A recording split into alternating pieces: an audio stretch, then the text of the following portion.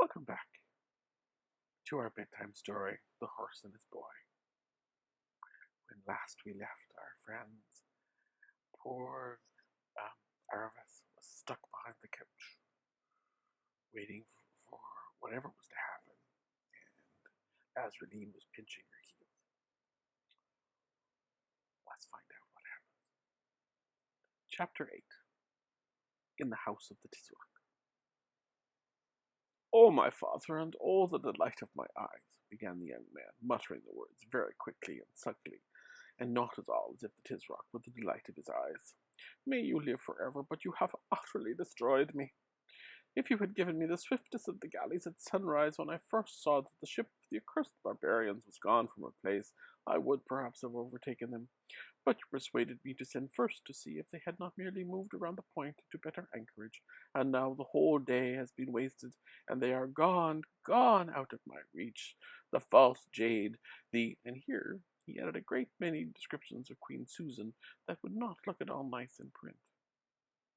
For, of course, this young man was Prince Rapidash, and of course the false jade was Susan of Narnia. "Compose yourself, O my son," said the Tisroc, "for the departure of guests makes a wound that is easily healed in the heart of the judicious host." "But I want her," cried the prince. "I must have her. I shall die if I do not get her, false, proud, black-hearted daughter of a dog that she is. I cannot sleep, and my food has no savor, and my eyes are darkened because of her beauty. I must have the barbarian queen." "How well it is said by a gifted poet," observed the vizier, raising his head in a somewhat dusty condition from the carpet, "that deep draughts from the fountain of reason are desirable in order to extinguish the fire of youthful love." This seemed to exacerbate the prince. "Dog!" he shouted, directing a series of well-aimed kicks at the hindquarters of the vizier. "Do not dare to quote the poets at me. I have had maxims and verses flung at me all day, and I can endure them no longer." I am afraid Aravis did not feel at all sorry for the vizier. The Tisroc was apparently sunk in thought, but when, after a long pause, he noticed what was happening, he said tranquilly, "My son, by all means desist from kicking the venerable enlightened vizier. For as a costly jewel retains its value even if hidden in a dunghill, so old age and discretion are to be respected even in the vile persons of our subjects. Desist, therefore, and tell us what you desire and propose." "I desire and propose, O my father," said Rapidash, "that you immediately call out your invincible armies and invade the thrice accursed land of Narnia, and waste it with fire and sword, and add it to your illimitable empire, killing their high king in all of his blood, except for the Queen Susan. For I must have her as my wife, though she shall learn a sharp lesson first. Understand, O my son, that no words you can speak will move me to open war against Narnia. If you were not my father, O ever-living Tisroc," said the prince, grinding his teeth, "I should say that was the word of a coward. And if you were not my son, O most inflammable Rapidash," replied his father, "your life would be short, and your death slow when you had said it." The cool, placid voice in which he spoke these words made Aravis's blood run cold. "But, oh my father," said the prince, this time in a much more respectful voice, "why should we think twice about punishing Narnia any more than about hanging an idle slave, or sending a worn-out horse to be made into dog's meat? It's not the fourth size of one of our least provinces. 1,000 spears can conquer it in 5 weeks. It is an unseemly blot on the skirts of your empire." "Most undoubtedly," said the Tisroc. "These little barbarian countries that call themselves free, which is as much to say idle, disordered, and unprofitable, are hateful to the gods and to all persons of discernment. Then why have we suffered such a land as Narnia to remain thus long unsubdued?" "Know, O enlightened prince," said the Grand Vizier, "that until the year in which your exalted father began his salutary and unending reign, the land of Narnia was covered with ice and snow, and was moreover ruled by a most powerful enchantress. This I know very well, O loquacious vizier, answered the prince, but I know also that the enchantress is dead, and the snow and ice have vanished, so that Narnia is now wholesome, fruitful, and delicious. And this change, O most learned prince, has doubtless been brought to pass by the powerful incantations of those wicked persons who now call themselves kings and queens of Narnia. I am rather of the opinion, said Rabadash, that it has come about by the alteration of the stars and the operation of natural causes. All this, said the Tisroc, is a question for the disputations of learned men. I will never believe that so great an alteration and the killing of the old enchantress were effected without the aid of strong magic. And such things are to be expected in that land, which is chiefly inhabited by demons in the shape of beasts that talk like men, and monsters that are half man and half beast. It is commonly reported the king of Narnia, whom may the gods utterly reject, is supported by a demon of hideous aspect and irresistible maleficence, who appears in the shape of a lion. Therefore, the attacking of Narnia is a dark and doubtful enterprise, and I am determined not to put my hand out further than I can draw it back. How blessed is Galarman, said the vizier, puffing up his face again, on whose ruler the gods have been pleased to bestow prudence and circumspection. Yet, as the irrefutable and sapient Tisroc has said, it is very grievous to be constrained to keep our hands off such a dainty dish as Narnia. Gifted was the poet who said. But at this point, Ahoshta noticed an impatient movement of the prince's toe and became suddenly silent. It is very grievous, said the Tisroc in his deep, quiet voice. Every morning the sun is darkened in my eyes, and every night my sleep is the less refreshing because I remember that Narnia is still free. Oh, my father, said Rabadash, how if I show you a way by which you can stretch out your arm to take Narnia, and yet draw it back unharmed if the attempt prove unfortunate? If you can show me that, O Rabadash, said the Tisroc, you will be the best of sons. Hear then, O my father, that this very night, and in this very hour, I will take 200 horse and ride across the desert. It shall seem to all men that you know nothing of my going. On the second morning I shall be at the gates of King Loon's castle in Anvard in Arkenland. They are at peace with us and unprepared, and I shall take Anvard before they have bestirred themselves. Then I will ride through the pass above Arnvard and down through Narnia to Cair Paravel. The High King will not be there. When I left him, he was already preparing a raid against the giants on his northern border.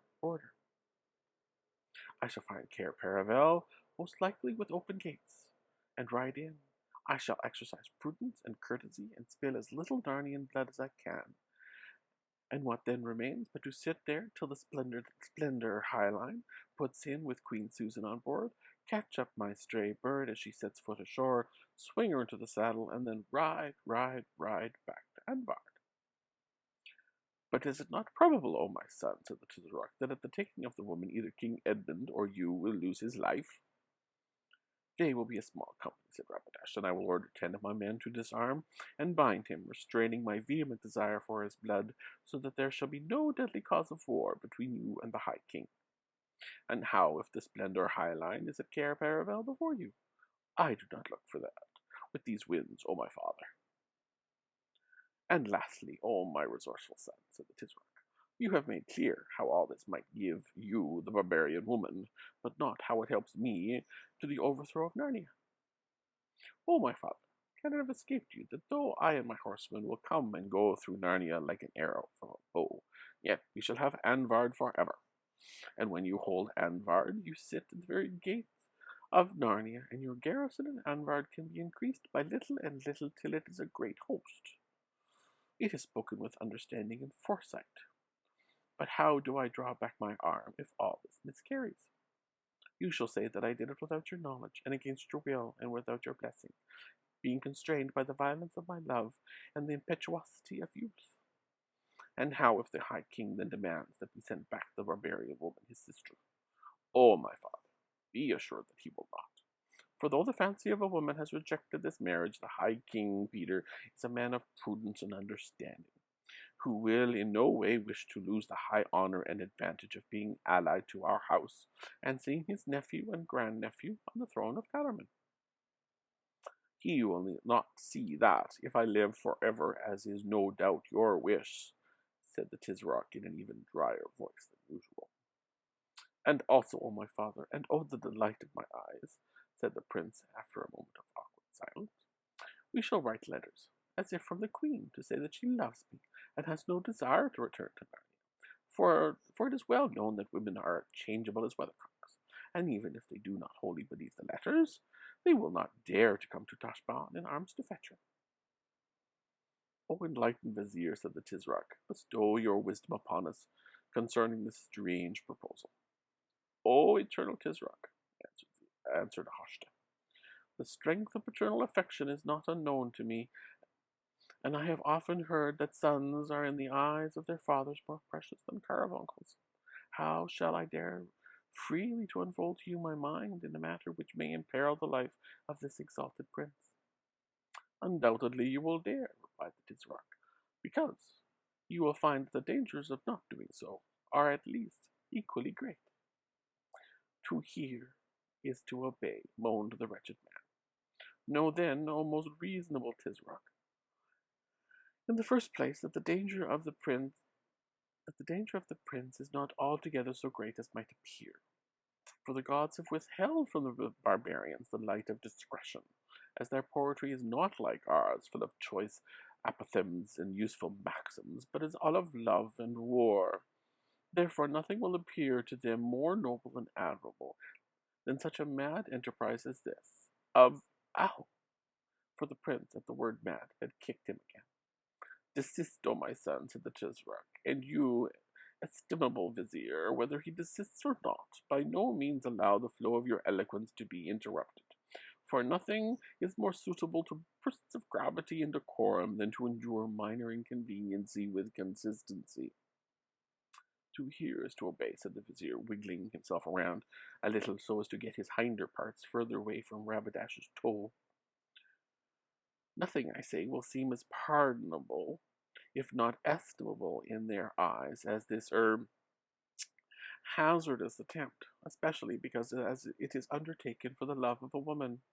Therefore, if the prince, by misfortune, fell into their hands, they would assuredly not kill him. Nay, it may even be that though he failed to carry off the queen, yet the sight of his great valor and of the extremity of his passion might incline her heart to him. That is a good point, O babbler, said Rabadash. Very good, however it came into your ugly head. The praise of my masters is the light in my eyes, said Ahashta. And secondly, O Tisroc, whose reign must and shall be interminable, I think that with the aid of the gods it is very likely that Anvard will fall into the prince's hands. And if so, we have Narnia by the throat.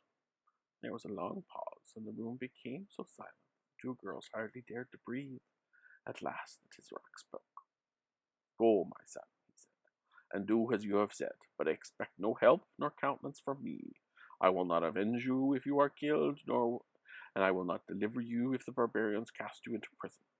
And if either in success or failure you shed one drop more than you need of Narnian blood, and open war arises from it, my favor shall never fall upon you again, and your next brother shall have your place in Kellerman. But now, go, be swift, secret, and fortunate. May the strength of Tash, the inexorable, the irresistible, be your sword and lance. To hear is to obey, cried Rabadash, and after kneeling for a moment to kiss his father's hands, he rushed from the room, greatly to the disappointment of Aravis, who was now horribly cramped. The Tisroc and the vizier remained. O vizier, said the Tisroc, is it certain that no living soul knows of this council we three have held here tonight? O my master, it is not possible that any should know. For that very reason I proposed, and you in your wisdom agreed, that we should meet here in the old palace, where no council is ever held, and none of the household has any occasion to come. It is well, said the Tisroc, for if any man knew, I would see to it that he died before an hour had passed, and do you also, O prudent vizier, forget it. I sponge away from my own heart and from yours all knowledge of the prince's plan. He is gone without my knowledge or my consent, I know not whither. Because of his violence and the rash disobedient disposition of youth, no man will be more astonished than you when I hear that Anvard is in his hands. To hear is to obey, said Hashta. That is why you will never think, even in your secret heart, that I am the hardest-hearted of fathers who thus sends his firstborn son on an errand so likely to be his death. Pleasing as it may be to you that who do not love the prince, for I see into the bottom of your mind. O impeccable Tisroc, said the vizier, in comparison with you, I love neither the prince, nor my own life, nor bread, nor water, nor the light of the sun. Your sentiments, said the Tisroc, are elevated and correct. I also love none of these things in comparison with the glory and strength of my throne. If the prince succeeds, we have Arkadland, and perhaps hereafter Narnia. If he fails, I have 18 other sons, and Rabadash, after the manner of the eldest sons of kings, was beginning to be dangerous. More than 5 Tisrocs in Tashban have died before their time because their eldest sons, enlightened princes, grew tired of waiting for their throne. He had better cool his blood abroad than boil it in inaction here. And now, O excellent vizier, the excess of my paternal anxiety inclines me to sleep. Command the musicians to my chamber, but before you lie down, call back the pardon we wrote for the third cook. I feel within me the manifest prognostications of indigestion. To hear is to obey, said the Grand Vizier. He crawled backwards on all fours to the door, rose, bowed, and went out. Even then, the Tisroc remained seated in silence on the divan till Aravis almost began to be afraid that he had dropped asleep. But at last, with a great creaking and sighing, he heaved up his enormous body, signed to the slave to precede him with the lights, and went out. The door closed behind him. The room was once more totally dark, and the 2 girls could breathe freely again. And that ends chapter 8 of A Horse and His Blood. Please like and comment.